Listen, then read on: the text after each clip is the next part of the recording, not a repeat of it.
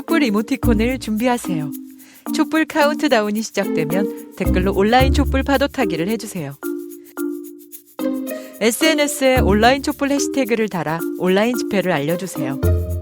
온라인 촛불 집회를 후원해주세요. 여러분의 후원이 더 알찬 촛불 집회를 만듭니다.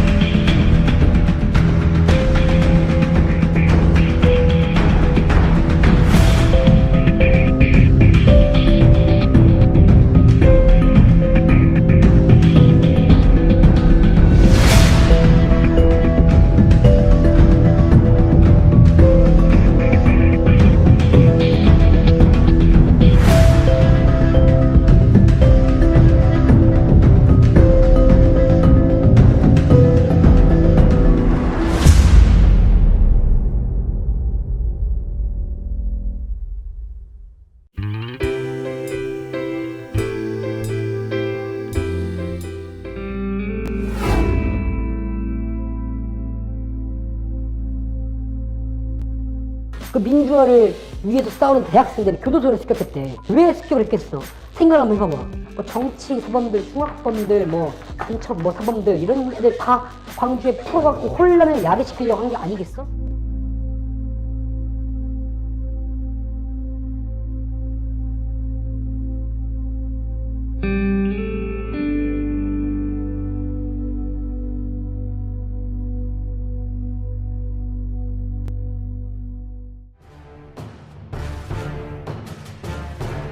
민주당이 추진 중인 5.18 특별법 개정안에는 공적 영역인 인터넷과 출판물에서 5.18을 왜곡하면 7년 이하 징역이나 7천만 원 이하 벌금에 처하도록 하는 내용이 들어 있습니다.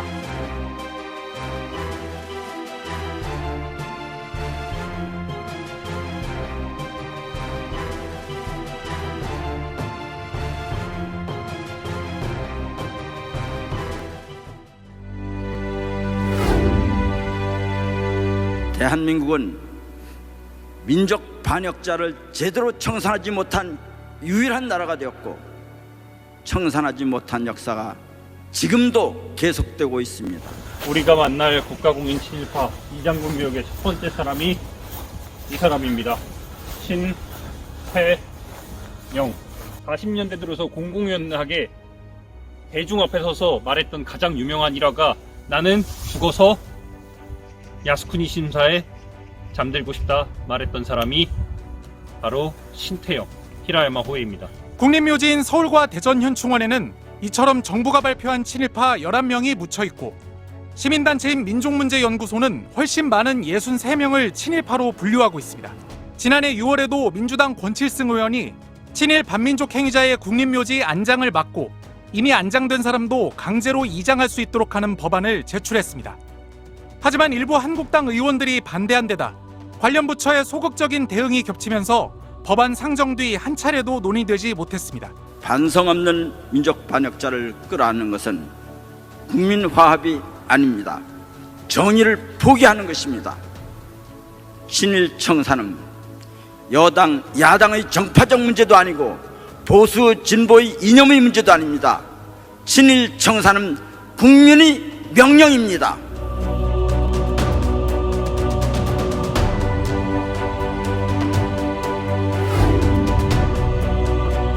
탈북자 단체의 대북전단 살포를 촉매로 남북관계가 연일 날선 대치 국면을 이어가고 있습니다. 지난 2018년 4월 역사적인 판문점 공동선언에서 또 한 번 적대 행위 중단 합의가 이루어졌지만 위기는 또다시 반복되고 있습니다. 지난 2008년부터 최근까지 북한으로 보내진 전단은 모두 1923만 9천 장. 접경지역 주민보호를 이유로 전단 살포가 제지된 적도 12차례 있었습니다.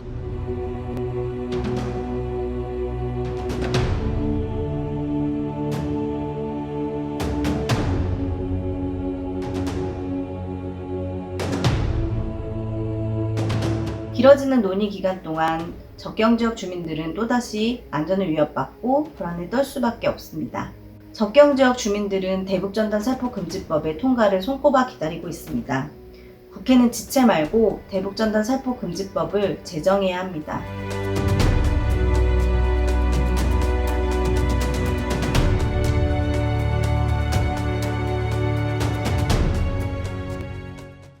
네, 안녕하십니까. 대학생 노래표연합 의장 안산하입니다. 저희가 이번에 새로운 노래를 만들었는데 이번 온라인 촛불 공연에 함께 하게 되었습니다. 여러분 혹시 독재자라는 단어를 들으면 누가 생각나시나요? 보통 독재자는 이렇게 엄청 큰 권력을 가진 대통령쯤 되는 사람이 뭔가 독재자라는 느낌을 받는데 같이 고민을 했어요. 노래를 만들면서. 아, 너무 검찰의 횡포가 심하다. 얘네들이 자기들 마음대로 나라를 완전히 쥐락펴락하고 싶어 한다. 실질적으로 그럴 권력도 가지고 있고 그럴 능력도 있으니까 검찰이 하고 싶은 대로, 검찰이 원하는 대로 뭐든지 흘러가는 그런 검찰 독재 국가에 살고 있구나. 이런 생각이 들어가지고 이 윤석열 검찰총장을 좀 겨냥해서 당신은 독재자다 라는 느낌으로 노래를 만들어 봤는데요. 이제 계속해서 들어보실 수 있을 겁니다. 네.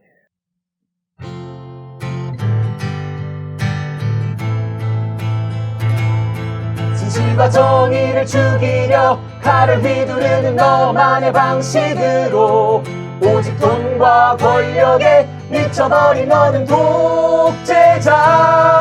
대통령을 꿈꾸며 칼을 휘두르는 너만의 방식으로 오직 돈과 권력에 미쳐버린 너는 독재자. 국민이 주인인 대한민주공화국 태어났을 때부터 우리가 주인이라 생각하며 믿어왔던 지난 나의 인생은 모두가 평등하고 주인인 줄 알았지. 진실과 정의를 죽이려 칼을 휘두르는 너만의 방식으로 오직 돈과 권력에 미쳐버린 너는 독재자. 대통령을 꿈꾸며 칼을 휘두르는 너만의 방식으로 오직 돈과 권력에 미쳐버린 너는 독재자.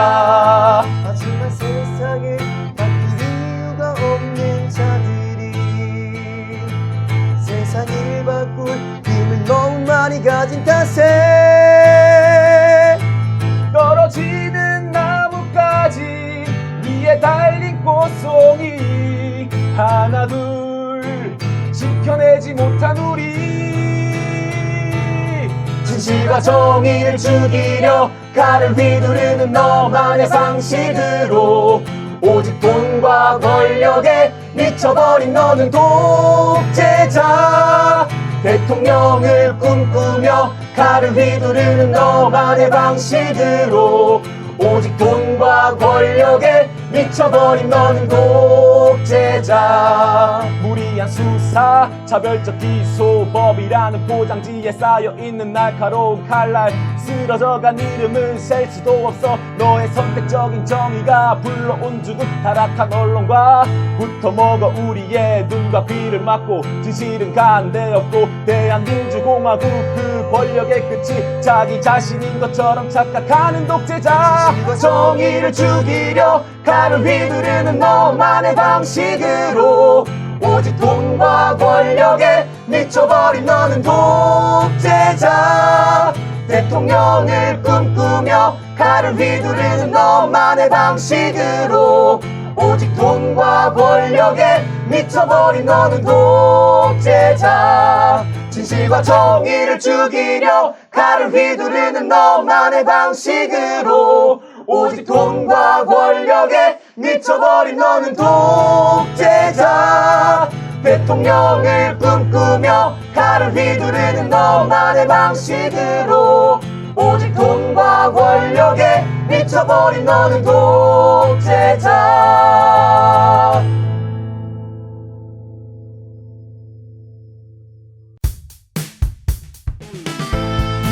예, 안녕하십니까. 박종인입니다. 예, 저희가 지금 야당하고 협상도 하고 있고 또 협상을 촉구하는 의미로 여러 가지 개정 법률안도 발의를 해 놓은 상태입니다. 최대한 서두르고 있고요. 이왕이면 9월 내에 공수처 후보추천위원회의 구성을 마치는 것으로 그렇게 저희들은 생각은 하고 있습니다. 더 열심히 노력하도록 하겠습니다. 글쎄요, 이미 이제 검찰개혁 관련된 법안은 20대 국회 때 통과돼서 시행령까지 만들어져서 지금 시행을 앞두고 있는 상황입니다. 그것 외에 지금 검찰개혁 관련돼서 논의되고 있는 것이 바로 공수처 설치인데요. 공수처 설치는 아까 말씀드렸던 대로 저희들은 최대한 서두르고 있다라는 말씀을 드리도록 하겠습니다. 예, 사실 그 검찰이 여러 가지 정치적 이해를 쫓아서 선택적 수사를 하는 것은 옛날부터 많은 문제가 제기되어 왔었습니다. 그런 것들을 견제하기 위해서 두 가지를 저희들이 추진하고 있는데요. 하나는 검경 수사권 조정을 통해서 수사권의 일부를 경찰에게 넘기는 것이고요. 다른 하나는 공수처를 만들어서 검찰을 견제하도록 하는 것입니다. 이 두 가지는 지금 아까 말씀드렸던 대로 이미 이제 시행되고 있는 것, 그 다음 공수처는 출범을 준비하고 있는 것, 이렇게 알고 계시면 좋을 것 같고요. 추가적으로 저희들은 수사와 기소를 완전히 분리해 볼까 생각하고 있는데요. 구체적인 로드맵은 저희 당내에 TF를 만들어서 고민하는 것으로 이야기가 되고 있습니다. 검찰이 정말 큰 권한을 가지고 있고 반면에 그 권한을 행사하는 데 있어서는 제대로 견제받지 못하고 있다는 지적이 있어 왔습니다. 그래서 권한을 나누고 견제 장치를 만들고 하는 작업들을 해야 됩니다. 권한을 나누기 위해서 일부 수사 권한을 경찰에게 넘기는 것으로 검경 수사권 조정이 이루어졌고요. 아까 말씀드린 대로 좀 더 수사 기소를 분리할 수 있는 제도를 만들기 위해서 고민하고 있다라는 말씀 드리겠고요. 견제 장치로 거론됐던 공수처는 서둘러서 출범시키도록 하겠습니다. 예, 지금 현재 검경 수사권 조정 등 검찰 개혁 관련된 작업들이 진행됐고 또 진행될 것입니다. 이 부분에 대해서 계속 관심을 가져주시고요. 국회에서 관련된 법 제도가 신속하게 마련되고 통과될 수 있도록 노력하겠다는 말씀도 드리겠습니다. 네, 감사합니다. 더 열심히 하겠습니다. 박주민이었습니다. 네, 여러분 안녕하세요. 범쌤과 함께라면 사회는 문제 없다. 네, 안녕하세요. 범쌤의 사회 특강입니다. 가짜뉴스와 언론에 대해서 한번 알아보는 시간 가져보겠습니다. 간단하게 개념 정리해보는 시간 가져보고요. 시험에 나올 가장 중요한 문제 한 문제 풀어보도록 하겠습니다. 자, 가짜뉴스에 대해서 여러분들이 꼭 알아야 하는 특징이 있습니다. 가짜뉴스의 특징이 있는데 여러분 잘 아시겠지만 공부할 때 모든 개념들을 다 머릿속에 주입하면 공부가 전혀 안 됩니다. 가짜뉴스 특징을 오늘 이거 하나만 외우고 가도록 하겠습니다. 자, 북, 목. 가짜뉴스를 보면 거북목이 된다. 이렇게 되셨죠? 자, 거북목은 뭐냐 하면은 거짓말을 한다 입니다. 자, 가장 기본적인 특징이겠죠? 그래서 가짜뉴스는 의도적으로 이런 거짓말을 하면서 국민들을 현혹하는 특징을 가지고 있습니다. 검찰들이 판을 짭니다. 그러면 국민의힘이 국회에서 지랄 발광을 합니다. 그거를 이제 언론에서 받아쓰기라고 거짓말하면서 이 사회를 어지럽히는 지금 아주 심각한 상황을 보이고 있습니다. 이 거짓말한다 첫 번째 특징을 받고 두 번째 부끄럽습니다. 부끄러워요. 아주 우리나라에서 언론 신뢰도가 아주 낮은 거 알고 계시죠? 조선일보가 왜 최근에 정정합니다라는 코너 만든 거 알고 계신가요? 가짜뉴스로 한 사람의 인생을 망쳐놓고 나중에 한 줄로 띡. 지금 이거는 뭐 국민한테 지금 다 실컷 우롱해놓고 말도 안 되는 행태죠. 이런 가짜뉴스가 우리 땅에 존재한다는 것 부끄럽다라고 볼 수가 있겠습니다. 마지막 아주 가슴 아픈 현실인데요. 가짜뉴스의 특징은 목숨을 앗아가기도 합니다. 단순히 거짓말을 하는 것을 넘어서 이 사람들의 생명을 앗아가기도 하는데요. 이 적폐들의 권력을 주로 유지하고 쟁취하는 데 쓰이는 만큼 진보 민주 세력의 주요 인사들을 제거하는 데 쓰이기도 했습니다. 일례로 고 노무현 전 대통령께서도 논두렁 시계라는 이 허무맹랑한 뉴스 때문에 돌아가시기도 하지 않았습니까? 그래서 이렇게 가짜 뉴스의 특징을 거북목으로 정리할 수 있겠습니다. 이해되시나요? 네, 어렵지 않게 이해하면 될 것 같습니다. 네, 추가적으로 사례들을 몇 가지 좀 짚어드리겠습니다. 자, 최근 사례 중에 또 하나가 추미애 장관이 있겠죠. 아들과 관련된 이런 가짜 뉴스로 굉장히 언론에서 맹폭을 하고 있는데요. 정당한 휴가 사용에도 불구하고 권력형 비리다라고 하면서 보도량이 굉장히 많다고 하고 있어요. 윤미향 의원도 있습니다. 조선일보를 앞세워서 엄청나게 많은 가짜뉴스를 활용해서 윤미향 의원을 맹폭했던 이런 사례도 있었습니다. 이런 유명한 인사들에 대한 공격을 넘어서 우리 평범한 국민들에게도 공격이 이어졌습니다. 소상공인 여러분 관련해서 가짜뉴스가 많았습니다. 경제가 안 좋다는 이런 악의적인 가짜뉴스를 이용해서 소비 심리를 아주 얼어붙게 만들었습니다. 그러다 보니까 자연스럽게 소비도 안 하고 경제를 안 좋아지게 만드는 이런 교활한 전략을 사용했습니다. 가짜뉴스는 유명한 이런 인사들 뿐만 아니라 평범한 우리 국민들까지 피해자의 범위가 넓다는 것을 알 수 있습니다. 그래서 적폐를 제외한 모든 국민이 이 가짜뉴스의 피해자라는 것을 이번 개념 정리를 통해서 알면 될 것 같습니다. 네, 그럼 중요한 문제 풀어보도록 하겠습니다. 자, 가짜뉴스를 해결할 수 있는 방법 2가지를 고르시오라는 문제인데요. 자, 1번부터 보겠습니다. 온라인 촛불을 시청한다. 정답이겠죠? 네, 맞습니다. 저희가 코로나 때문에 여러분들을 많이 만나 뵙지 못하는 만큼 온라인 촛불을 통해서 재밌는 그리고 또 유익한 소식들 많이 전해드리고 있으니까요. 정답이 맞습니다. 자, 2번 징벌적 손해배상 제도로 가짜뉴스를 적극 처벌한다. 네, 정답이겠죠? 자, 징벌적 손해배상 제도는 뭐냐면 가해자의 행위가 악의적이고 반사회적일 경우에 실제 손해액보다 더 많은 배상액을 부과하는 제도입니다. 일반적으로는 이 공권력에 의한 피해가 있을 때 징벌적 손해배상 제도를 적용하는 경우가 있습니다. 이 잘못된 보도로 인한 피해가 공권력에 의한 것만큼 크기 때문에 적용하는 게 필요하다라고 볼 수가 있겠습니다. 징벌적 손해배상 제도를 적용하면 언론 탄압 아니냐 하는 의견도 있는데, 여러분, 언론의 이런 표현의 자유, 언론의 자유가 있으면 그만큼 책임도 따르는 거 아닐까요? 가짜 뉴스는 끊임없이 생산하는데 뭐 처벌은 안 받고 있어서 이만큼 우리 사회가 정체가 되고 있습니다. 미디어 오늘에서 했던 여론조사에 의하면 국민 여러분들의 81%에 달하는, 그죠? 어마어마하죠? 징벌적 손해배상 제도를 찬성한다고 합니다. 징벌적 손해배상 제도가 정착이 되면 언론의 지금과 같은 무책임한 보도 행태는 상당히 개선되지 않을까요?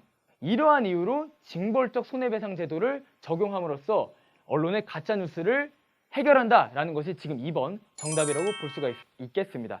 자, 3번 가짜뉴스를 쓰지 말라고 조선일보를 설득한다. 아유, 안 되겠죠? 네, 설득하면 안 됩니다. 지금 조선일보 100년 동안 어떻게 했죠? 네, 계속해서 투쟁하고 우리가 실천하는 것만이 가짜뉴스를 해결하는 것, 제대로 된 언론을 만드는 것이라고 할 수가 있겠습니다.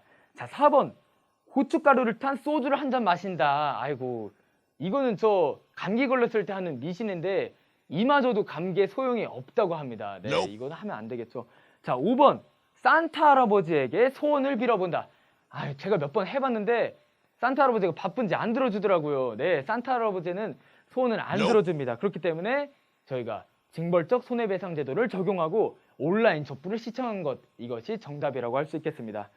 네, 여러분, 오늘 수업은 이렇게 마무리를 좀 해보려고 하는데요.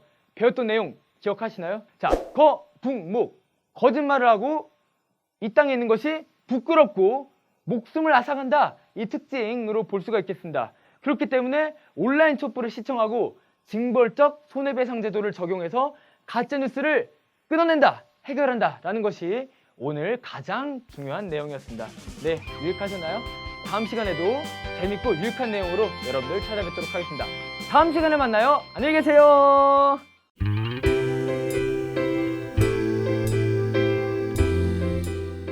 제 기억으로 작년 9월로 기억하는데요. 1년이 지금 남았는데 검찰에서는 제대로 된 수사 기소가 이루어지지 않고 있습니다. 굉장히 오래 걸리고 있고 이례적이기도 하죠. 제대로 된 수사 기소 엄벌 촉구하는 그런 기자회견 진행하도록 하겠습니다. 늑장 수사 규탄한다. 늑장 수사 규탄한다. 규탄한다. 규탄한다. 늑장 수사 규탄한다. 우리가 나경원, 최성애 고발한 지가 1년이 지났습니다. 근데 저한테는 계속해서 검사가 바뀌었습니다. 하는 내용만 5번이 넘게 왔습니다. 고발을 당했어도 조사받지 않는 그러한 특권을 누리는 세상인 것입니다. 아직까지도. 최성애 씨 고발 작년 9월 26일이었습니다. 1년이 다 됐죠. 나경원 씨 고발 작년 9월 16일이었습니다. 1년이 넘었습니다. 해도 너무한다는 말, 정말 이런 경우에 해당할 겁니다. 나경원 씨의 선거법 위반 혐의 매우 확실합니다. 하지만 지금 공소시효가 얼마 남았습니다. 나경원 씨의 따님 입학비리, 성적비리 매우 확실합니다. 공소시효가 얼마 안 남았습니다. 최성애 전 총장의 비리 부분에 대해서 검찰에 고발을 했습니다. 최성애 전 총장을 고발한 내용은 한 7가지 정도가 됩니다. 횡령과 배임 그리고 업무방해 내용입니다. 비리백화점인 나경원, 그리고 사학비리 온상인 최성애 전 총장은 반드시 구속, 엄벌을 촉구하는 기자회견입니다. 진정한 엄마 찬스 나경원, 사학비리 최성애. 작년 9월부터 12차례가 넘는 고발이 진행되는 동안 고발인 조사는 10차례 받았지만 나경원에 대한 제대로 된 조사나 수사는 이루어지지 않고 있습니다. 이는 불공정의 끝판왕이며 공정의 문제를 넘어서 비상식의 영역이라고 할 수 있습니다. 일부 언론과 검찰의 선택적 정의, 직무유기에 문제를 제기하며 제대로 된 기능을 해주실 것을 촉구하는 바입니다. 왜 소환도 수사도 제대로 하지 않느냐, 기소도 제대로 하지 않느냐. 1년이 넘었다. 다음 주부터는 직접 탄원서도 제출하고 법무부와 대검에 동시에 윤석열 검찰총장과 그 수사 라인들을 감찰 청구할 예정입니다. 사학비리 척결하자. 사학비리 척결하자. 사학비리 척결하자. 사학비리 척결하자. 안녕하세요. 연두입니다. 21대 국회 희대의 부동산 재벌 누가 떠오르시나요? 비리 금액이 팔수록 더 큰 바로 박덕흠 의원 되겠습니다. 국회에서 국토교통위원회 간사를 맡았던 5년 동안 본인과 가족들이 대주주로 있는 건설사들이 국토위 산하 기관들로부터 공사 수주와 신기술 사용료 등으로 수천억 이익을 본 것이 드러났습니다. 재미있는 건 비리 액수가 말 그대로 하루가 다르게 불어나는 것이었는데요. 1,000억 원대에서 시작해 매일 1,000억씩 불어 5천억이 추정된다는 기사까지 나왔습니다. 논란이 커지자 박덕흠은 국토위를 사임하고 환경노동위원회로 옮겼지만 과거 환노위를 방문해 김용균법 제정을 방해한 전력이 확인되어 그마저도 적절하지 않다는 논란이 이어졌어요. 결국 차가운 여론에 피해자 코스프레를 하며 지난 23일 탈당을 했습니다. 하지만 의원직은 유지가 되는데요. 정말 여론을 의식했다면 탈당이 아니라 탈의원을 해야 하는 것 아닐까요? 박덕흠은 불과 2개월 전에도 부동산 관련 뉴스에 오르내린 적이 있어요. 집값 폭등이 한창 논란이던 때에 재건축 특혜 3법으로 73억의 시세 차익을 봤다는 뉴스였습니다. 그때 박덕흠은 나도 손해를 보고 있다. 집값이 올라서 화가 난다와 같은 말을 했는데요. 지금 생각해보니 정말 솔직한 대답 같습니다. 수천억 만지시는 분의 집값이 고작 73억 오른 것도 성질날 텐데 그깟 푼돈 가지고 기자들이 귀찮게 보니 얼마나 화가 났을까요? 적폐 세력들의 비리 규모는 타의 추종을 불허합니다. 대부분의 국민들은 감도 잘 안 오는 큰 액수의 비리를 눈 하나 깜짝 안 하고 버리는 게 통이 커도 보통 큰 게 아닌 것 같아요. 이런 썩은 정치인이 적폐들 안에 박덕흠 뿐일까요? 이러니 공수처가 생기는 걸 목숨 걸고 막을 수밖에 없겠어요. 공수처법 개정안이 빠르게 통과되어 뒤가 구린 적폐들 단숨에 국회에서 걷어내면 좋겠습니다. 오늘의 만평 끝.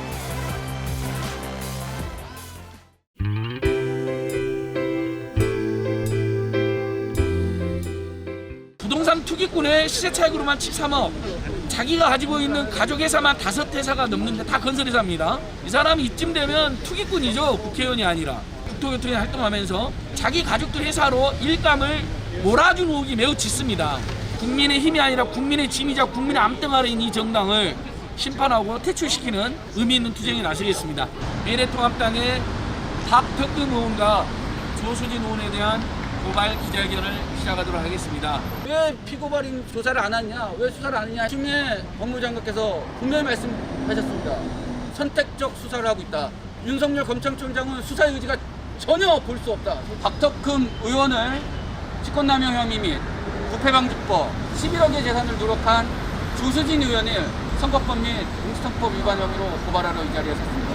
조수진 11억, 박덕흠 73억 이런 부당한 문제들에 대해서 사회적으로 문제 제기가 제대로 되지 않고 언론들도 보도를 그렇게 해주고 있지 않습니다. 제대로 알려지기만 한다면 많은 청년들이 공분을 할 문제라고 생각을 합니다. 국민의힘의 박덕흠 의원, 조수진 의원의 심각한 불법 비리 혐의들을 공동으로 고발하도록 하겠습니다. 경찰청 본청 민원실에 고발장을 접수하겠습니다. 오늘 마지막까지 함께해 주셔서 고맙습니다. 네, 수고하셨습니다. 갔다 오겠습니다. 민원 공사실 여기서.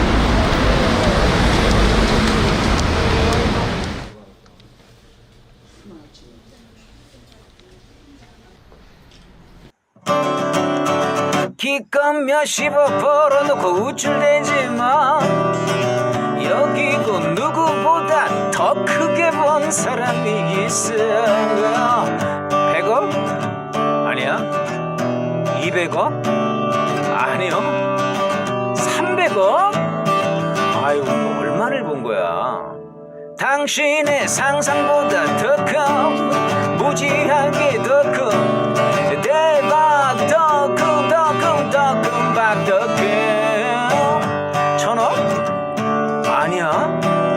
2000억? 아니요. 3000억? 아니, 이게 지금 사람이 벌 수 있는 돈이야, 이게? 응? 자, 이건 진짜 윤짜장이 나서야 할 때. 분명 잘 뒤져보면 어딘가 표창장이 있을 거니까.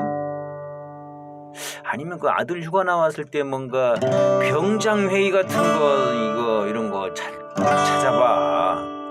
응? 윤짜장. 지금부터 온라인 촛불 파도 타기를 시작합니다. 댓글창에 촛불 이모티콘을 달아주세요. 5, 4, 3, 2, 1.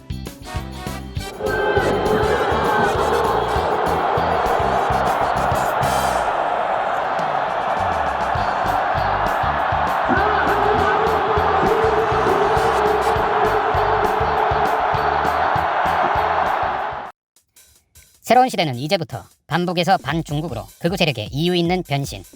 최근 국민의힘 당은 당색 변경을 놓고 옥신각신했습니다. 노란색이 들어간 게 문제가 되었는데요. 이유가 기가 막힙니다.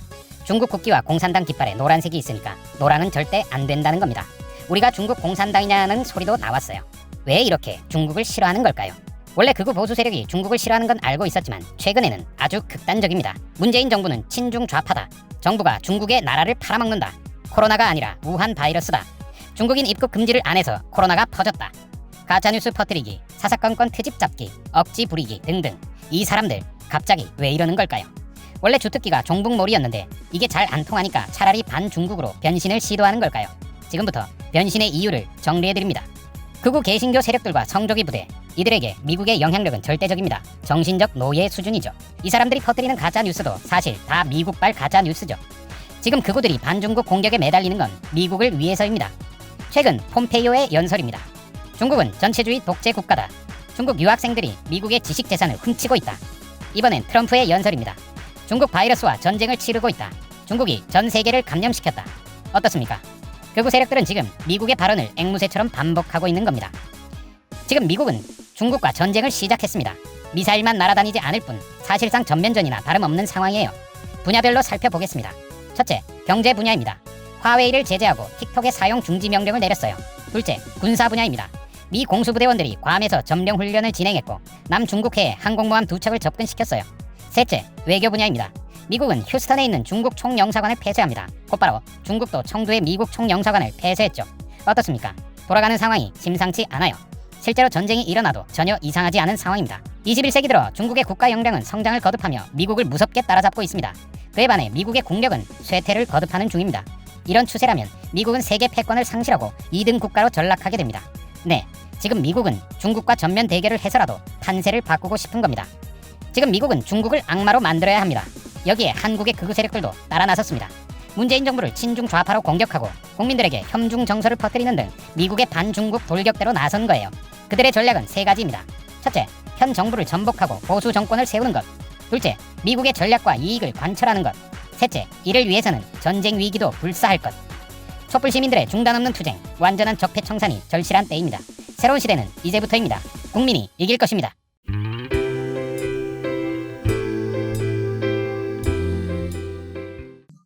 어느새부턴가 태극기 집회, 거기에 보면은 대형 교회가 보내는 그 사람들, 이런 분들이 주축을 이루게 됐어요. 가보면은 태극기만 있는 게 아니라 성조기도 많아요. 성조기 집회라고 하는 게 오히려 맞지 않을까 싶은데, 한국 기독교가 1970년대에는 민주화 운동에서 굉장히 중요한 역할을 차지했는데 어쩌다가 이렇게 됐을까요? 그 역사를 한번 거슬러 올라가 볼까 합니다. 사실 기독교가 평안도, 서북지방을 통해서 많이 들어왔잖아요. 19세기 말 서북지방이라는 게 굉장히 특별한 지역이었던 게 조선 500년 동안에 실력은 있는데 너무 차별을 받았어요. 청일전쟁, 러일전쟁이 조선 팔도를 휩쓴 게 아니라 주로 서북지방에서 벌어졌던 거예요. 그러다 보니까 이 전란을 심하게 당했는데 교회당은 어때요? 거기 안 건드렸어요. 청나라도 안 건드리고 일본도 안 건드리고 러시아도 안 건드리고 조선 관원도 안 건드리고 그러니까 그 교회가 일종의 피난처 비슷하게 되고 거기서 성조기 이렇게 내걸고 있으면은 비교적 괜찮았다 이겁니다. 그래서 성조기에 대한 어떤 믿음이랄까 그런 신앙이 일찍 생겼고 해방이 되고 분단이 되고 난 다음에 북쪽에서 내려온 사람들이 많았잖아요. 이 사람들이 내려와서 미 군정의 도움을 받습니다. 영락교회라든가 해방교회라든가 경동교회라든가 이런 교회들이 전부 다 일본 종교가 자리하고 있었던 그 시설에 들어가서 앉았습니다. 바로 미 군정의 그 후원을 받아서 특혜를 입은 거죠. 그리고 한국전쟁을 통해서 미국 물자를 많이 받게 되고요. 그리고 권력을 가진 사람들이 기독교인이 많았어요. 이승만 한 사람이 있었던 게 아닙니다. 장차관의 30-40%가 그 기독교인이에요. 당시 기독교 신자는 1%밖에 안 됐습니다. 근데 재헌의회가 만들어지고 처음 한 게 기도를 합니다. 기도. 하나님의 은총으로 우리가 대한민국을 성립하게 됐다. 이승만이 제일 먼저 그 기도를 드리게 되고요. 대한민국의 설립 과정이 분단국가 설립 과정이라는 게 굉장히 폭력적이었고 엄청난 민간인 학살이 있었잖아요. 그 민간인 학살을 친일파가 주도했지만 또 하나 친일파만 갖고 설명이 안 되는 부분이 뭐냐면 기독교인이에요. 기독교인들이 제주 4.3 사건에서 여순 사건에서 그리고 본토에서 벌어진 엄청난 민간인 학살에서 아주 중요한 역할을 합니다. 빨갱이로 몰릴 때 기독교인이라고 하면 목사님이 보직해주면 풀려나는 거고 다 전쟁통에 빈궁할 때 교회를 통해서 물자가 나는 거죠. 그리고 급격하게 도시화가 이루어지고 공동체가 파괴되고 해서 도시로 몰려들었을 때 뭐 사회복지 시설이 있습니까? 뭐가 있습니까? 그때 교회가 그런 일정한 안전판 역할을 하면서 교회가 팽창하기 시작해요. 그 교회가 얼마나 팽창을 했냐면 한국전쟁 후에 50만 정도 되던 기독교인이 10년 단위로 2배씩 늘어서 80년대 말 90년대 초가 되면 800만이 됩니다. 그런데 그게 거기서 딱 멈춰버렸어요. 교회는 엄청나게 커졌고 신학교에서 엄청나게 목사들을 성직자들을 배출하는데 이 사람들이 갈 데가 없어지는 게 지금 이제 교회의 어떤 보수하고도 깊은 관련이 있을 거고요. 80년대에 강남이 개발되고 대형 교회가 생기면서 이 중소교회들이 없어지기 시작해요. 한국 신자는 늘지 않았는데 대형 교회만 팽창을 합니다. 그러니까 그건 뭐냐면 중소교회에서 신자들을 쪽 빨아먹어서 대형 교회가 팽창을 하게 됐다는데 그렇게 되는 과정을 통해서 한국 그 기독교가 과거 70년대에 했었던 고난받는 자 민중들과 함께 했었던 그런 역할들을 잃어버리고 이 교회가 굉장히 극보수화됩니다. 그 현상이 두드러진 게 한국 사회 민주화가 어느 정도 진전이 되고 문민 정권이 들어서고 청와대에서 찬송가가 울려 퍼지다. 김영삼 장로가 대통령이 되고 난 이후에 한국 기독교가 굉장히 많이 변질이 돼요. 그리고 기독교 내에서 우리 기독교가 이래서는 되겠느냐 하고 회개를 주장하는 목소리가 높아질 때 또 기독교가 극보수화가 되면서 한기총이 만들어지기 시작합니다. 한국 기독교에서 부족했었던 게 회개의 목소리가 아닌가 싶어요. 자기가 지은 죄, 그 죄를 어떻게 씻어낼 것인가에 대한 성찰이 부족한 기독교. 이것이 한국 기독교가 빛과 소금을 잃어버리게 된 그 가장 중요한 이유가 아닌가 싶습니다. 저는 한국 기독교가 고통받는 사람들의 곁으로 다가가고 또 예수님의 말씀을 직접 실천하면서 빛과 소금을 회복하는 그런 기독교가 되기를 기원합니다. 절대 하면 안 마세요. 에? 진짜 휴대폰 싸버릴 수가 있으니까 진짜 하시면 안 돼요. 에? 많은 국민들에게 이렇게 힘든 고통을 주는지 정말로 참. 이거 집회 정말 삼가해야 돼요. 우리 강화문 이거 집회 좀 정말 안 했으면 좋겠어요. 우리 애들을 위해서, 우리 국민을 위해서. 안 됩니다. 10월 3일, 9일 정말 모이는 거 정지해 주시기 바랍니다. 광화문 집회 말도 안 됩니다. 코로나로 온 국민이 지금 걱정하고 있는데 사지로 내모는 집회라고 생각합니다. 기필코 우리가 막아내야만 하고 저들은 포기를 해야만 합니다. 마스크도 안 쓰고 나와가지고 이 코로나를 퍼뜨리자고 와서 연병 꼴값을 부리는 다음에 집에 가가지고 아들, 손자, 며느리 다 퍼뜨리고 개인뿐 아니라 국가, 사회 여러 군데 큰 피해를 주는 아주 극악한 짓입니다. 여러분들 푼돈에 넘어가지 말고 제발 광화문 집회 나가지 마십시오. 토요일날 포착 외구들이 불법으로 광화문 집회를 열어가지고 온 전국이 코로나로 진짜 골머리를 앓고 있지 않습니까? 이 나라가 이 코로나에서 빨리 해방되기를 바라겠습니다. 하시면 안 돼요.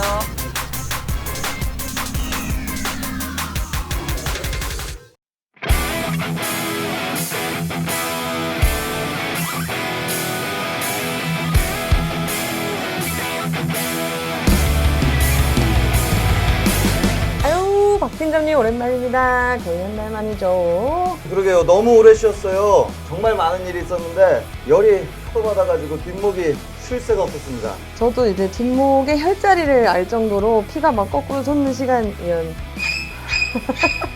안녕하십니까. 오랜만입니다. 21세기 조선의 열당 김태현입니다. 반갑습니다. 오, 아니 이게 누구십니까?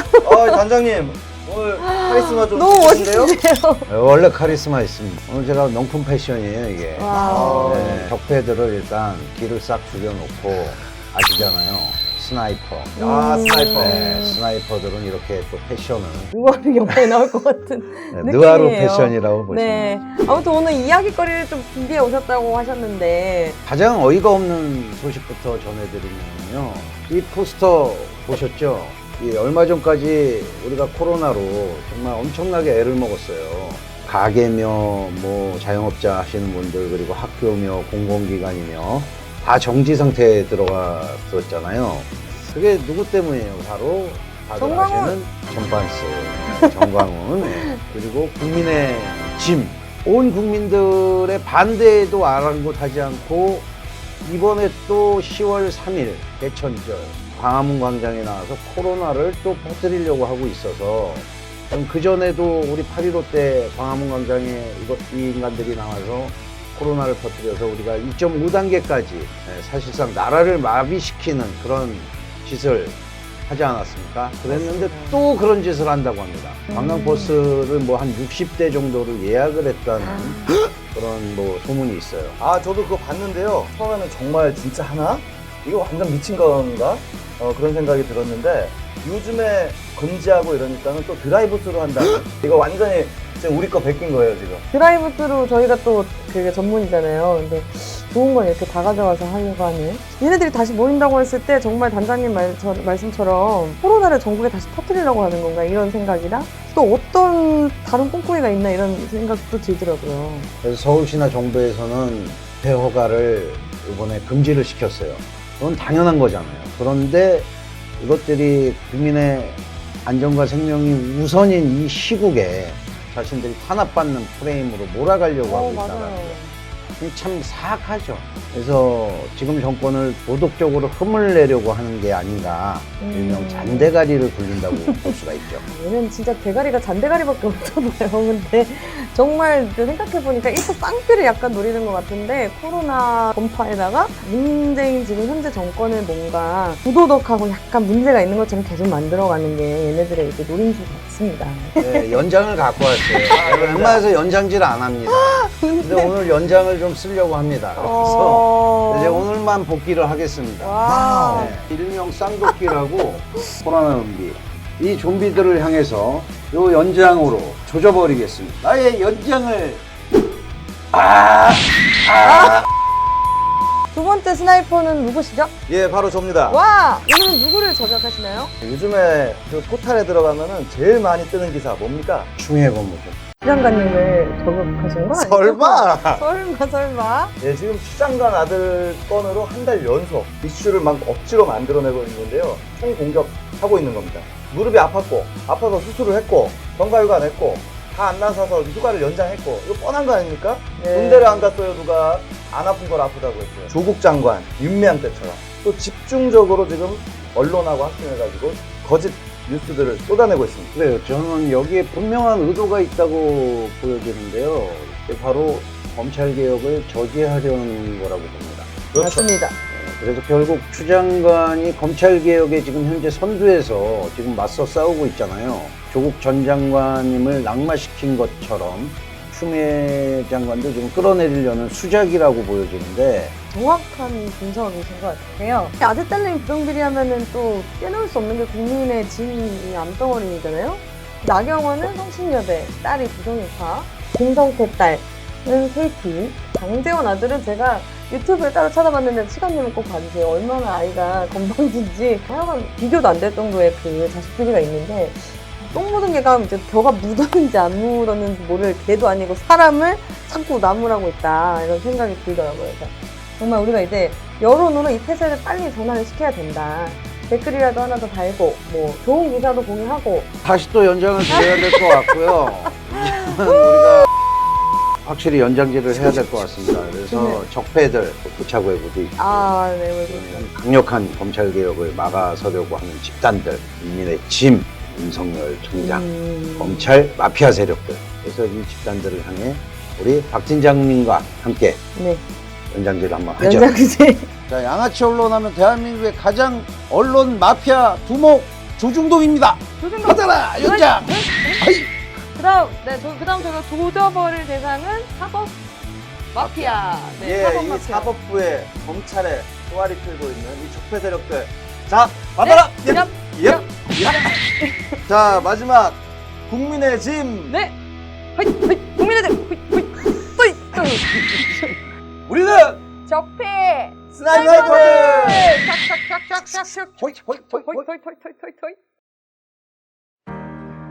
농민 백남기가 아니고 아버지 백남기에게 보내는 마지막 편지를 읽도록 하겠습니다. 나의 아버지에게 쓰는 마지막 편지. 그리운 아빠, 불러도 대답이 없는 이 현실이 모두 꿈이면 좋겠다고 매일 생각해요.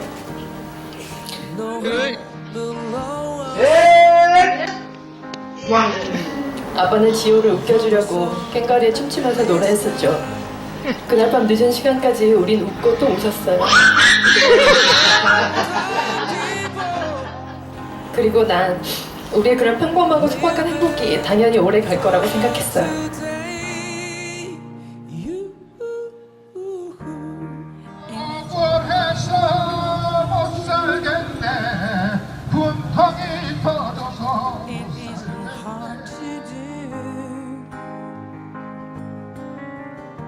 Nothing to kill or die for, and no religion to imagine all the people living life in peace.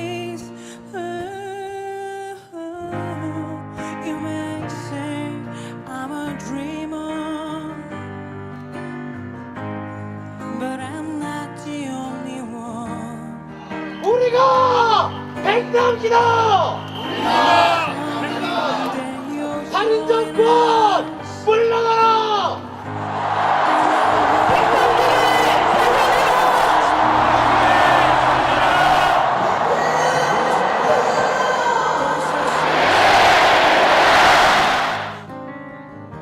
I wonder if you can.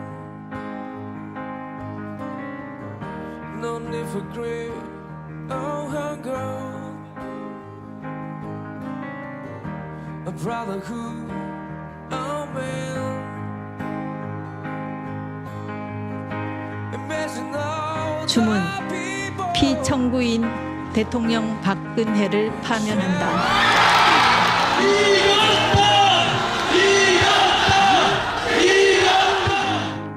서울대 병원이 고 백남기 농민의 사망 원인을 기존의 병사에서 외인사로 변경하기로 했습니다.